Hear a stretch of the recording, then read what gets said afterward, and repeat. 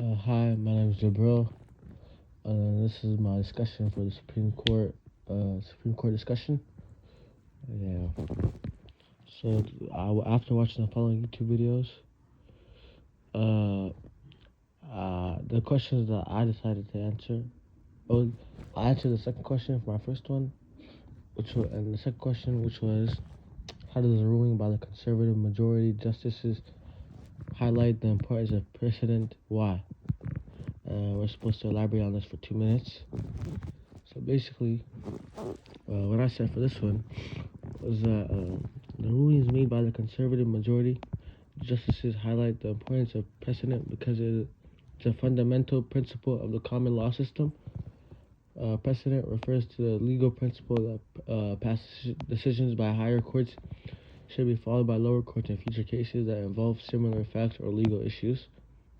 And putting this in other words, it's saying that precedent is a legal principle that legal decisions should be based on established legal principles and previous rulings rather than individual preferences. And then that the conservative majority justices ruling often rely on precedent, which emphasizes the importance of consistency and stability in the law. They frequently refer to previous decisions made by the court, and their rulings often follow the reasoning and principles established by those decisions. Basically, this approach reflects the conservative justices' belief that the role of the court is to interpret the law as written, rather than to legislate from the bench by adhering to precedent. The conservative majority justices help ensure that the law is applied consistently and predictably, which is essential and needed for promoting public confidence in the legal system. And then when lower courts follow the precedents set by higher courts, it creates a sense of certainty and stability in the law, which is necessary for functioning of a fair and just legal system. And in conclusion, the rulings of the conservative majority justices underscore the importance of precedent in the common law system. By respecting established legal principles and previous rulings, they help promote consistency and stability in the law, which is essential for ensuring a fair and just legal system. That's what I said for the first question.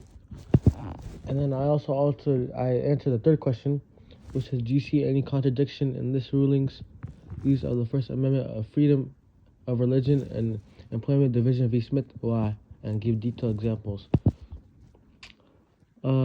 This is what I said, and this one was like a hard one to answer, but I said that without specific information on the ruling being referred to, it's difficult to provide a detailed answer.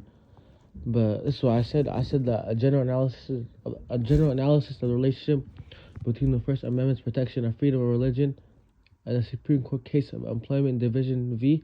Division 5, Division v. Smith. Sorry, in Employment Division v. Smith, the Supreme Court had held that neutral and generally applicable laws that incidentally burden religious exercise do not violate the free exercise clause of the First Amendment.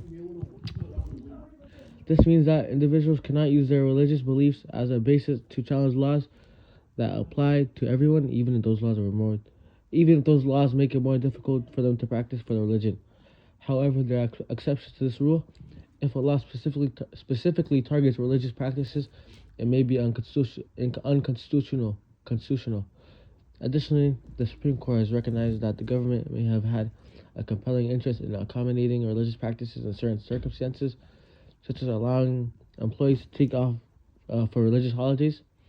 If a ruling applies the First Amendment's protection of freedom of religion in a manner that contradicts Employment Division v. Smith, it may be because the ruling is finding that the law in question specifically targets religious practices, or that the government has failed to meet its burden of showing a compelling interest in the law.